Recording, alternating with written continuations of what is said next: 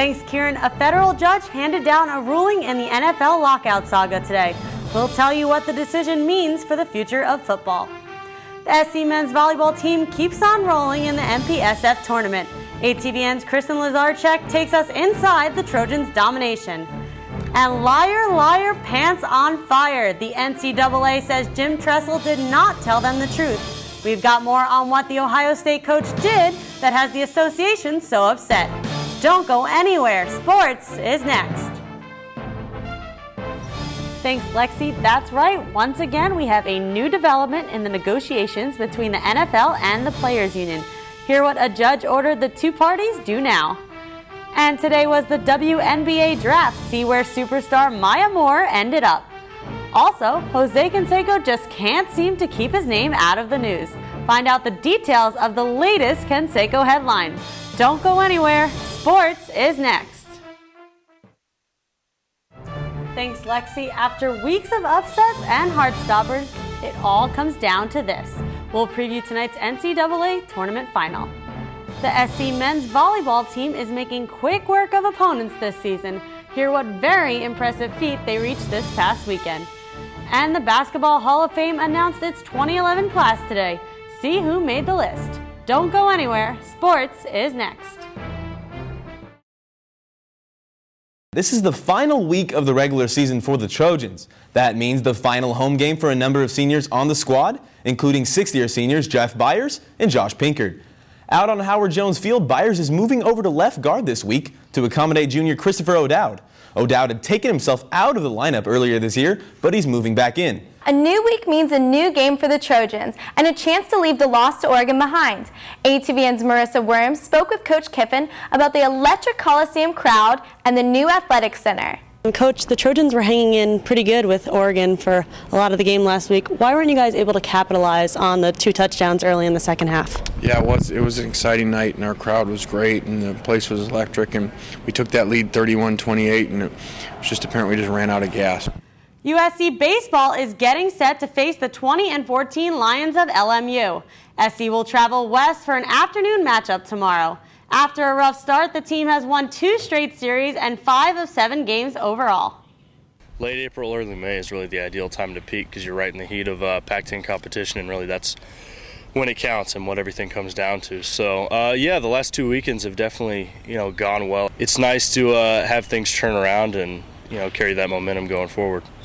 Now on to the hardwood we go. The women of Troy say they will come out swinging this weekend in their regular season opener against number 11 Xavier.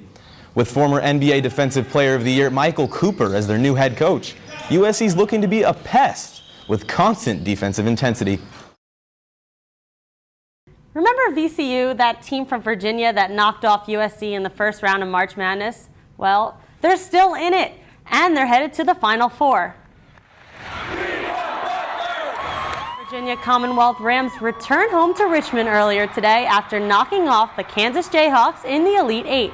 VCU was one of the last 4 teams selected to the tournament this year, and they're showing they deserved it. In addition to USC and Kansas, the 11-seeded Rams have also beat Georgetown, Purdue, and Florida State on their road to the Final Four. Well, the NCAA is not happy with Ohio State football coach Jim Tressel, and today they let him know it. In an allegation notice sent to the school today, the NCAA said the coach committed, quote, potential major violations. The 13-page indictment alleged that Tressel had allowed ineligible athletes to play and then lied about it. The university has 90 days to respond before meeting with the NCAA's infraction committee later in the summer. The university says it will not comment publicly until then. Just 1 week after head coach Bruce Pearl was fired, the Tennessee men's basketball team has a new coach. Today, the school awarded the job to Conzo Martin, the former head coach of Missouri State. The Vols are facing possible sanctions because of Bruce Pearl's unethical conduct, but Martin says he's not concerned about possible future penalties. It's a great opportunity, has great tradition, great history, and it's in a great league. But for me, as far as the NCAA is concerned, Mike assured me that everything will work out, and I support that 100%. Whatever happens with the NCAA, I'm here to coach a ball team and to be successful doing it. Martin received a 5-year deal with Tennessee worth a guaranteed $1.3 million. A series of incorrect calls by umpires this October has left many wondering, is this really the A-team? Tuesday night's game between the Yanks and the Angels was the latest episode in the ongoing saga of good plays meet bad calls. 2 of the 3 missed calls were at third base, including this one at the top of the 4th. Johnny Damon hits a fly ball to left and Nick Swisher tags and appears to score, but the Angels appeal to third, and Tim McClellan is going to say that Swisher left too early. But let's check this out. Replays are going to show that not only did Tim McClellan make the wrong call, but he wasn't even looking at third base during the play. Now that's a mistake. Wow. I'm not sure I believe the replay. The first one, I said in my heart, I thought he left too soon, but replays show that he didn't. Now the biggest mystery in this whole thing is how does one not believe a replay? Down in Anaheim, the Angels begin a 3-game series tonight against the Cleveland Indians. The Halos are coming off a series win against the Blue Jays this past weekend. Angels starter Tyler Chatwood makes his major league debut tonight as he tries to rally a win over the surprise 7-2 Indians. Game time is 7:05 at Angel Stadium. Speaking of former Trojans, Mark Sanchez is doing pretty well as a rookie quarterback in New York. He's led the Jets to wins over the Texans and Patriots while earning the respect of his coach and the Big Apple faithful. He was tremendous.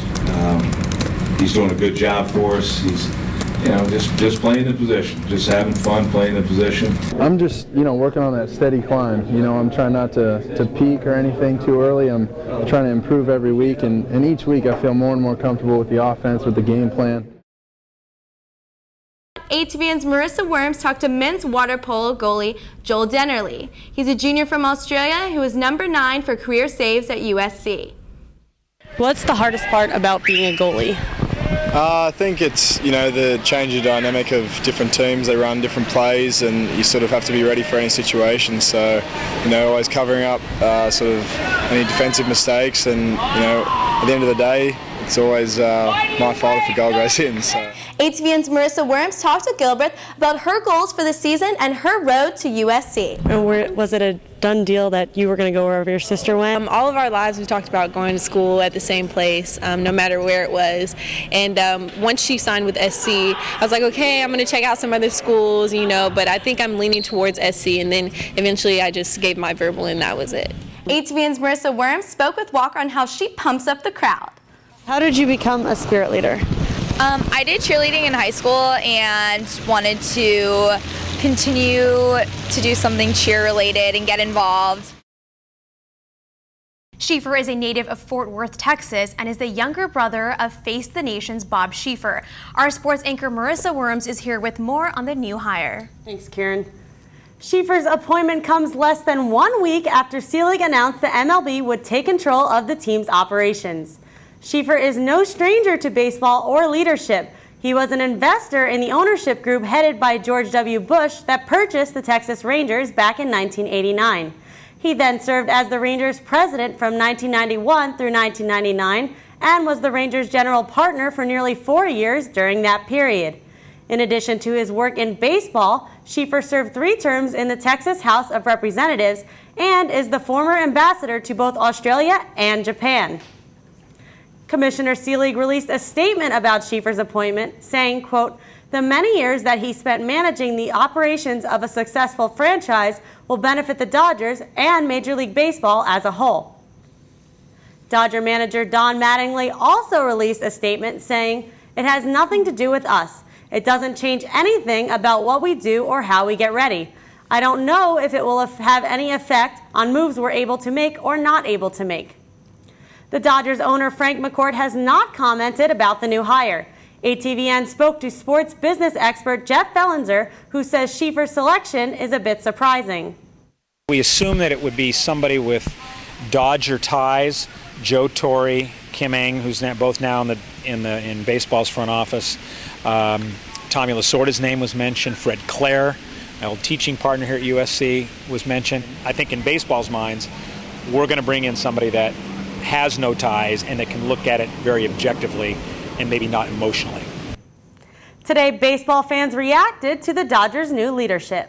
I'm not a big fan of them appointing someone to take control of it. I think that should definitely be the Dodgers management who gets to decide who's second in line to take over for the team. I think that they need some new ownership, some new leaders to help them get back on track. for any team it's going to be a distraction, especially for the players who have to kind of deal with the media bombarding them with questions like, is it a distraction? I think it definitely is. It'll probably get the mood back on baseball, back in focus, back in, where we want it to be. And I think it's going to help, essentially just lead the team, to where it should be. And while all this is going on behind the scenes, the Dodgers still have to worry about playing baseball. They are in action tonight in Florida. We'll have more on that game, plus new developments in the NFL lockout saga later on in sports, so stick around.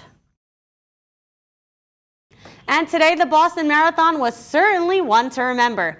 Kenya's Jeffrey Mutai ran the 26.2-mile race in, wait for it, 2 hours, 3 minutes, and 2 seconds. Mutai's time is the fastest time ever recorded in any marathon. Former USC quarterback Mark Sanchez has been making waves with his performance this season in the NFL. He's been named Rookie of the Week 3 times while leading the Jets to a 4-3 record. But now this week, he's making news for something else. Check this out. With the Jets ahead 31-0 in the third quarter of Sunday's game against the Oakland Raiders, Sanchez sneaks a few bites of his hot dog on the sidelines. It sparked immediate outrage, and Sanchez held a press conference today to respond to the criticism. Okay, so everyone knows how hard it is to tell the difference between two identical twins, especially when the twins try to pull a switcheroo. Former MLB All-Star Jose Canseco was scheduled to fight in a boxing match in South Florida, but he sent his twin brother Ozzy in his place. Match promoter Damon Feldman was able to spot the difference in the brothers' tattoos. Feldman is, of course, withholding the remainder of Canseco's payment, saying, quote, "I've worked with him before, except now I've got to go back and look at pictures from the time to see if I ever really met Jose Canseco," end quote.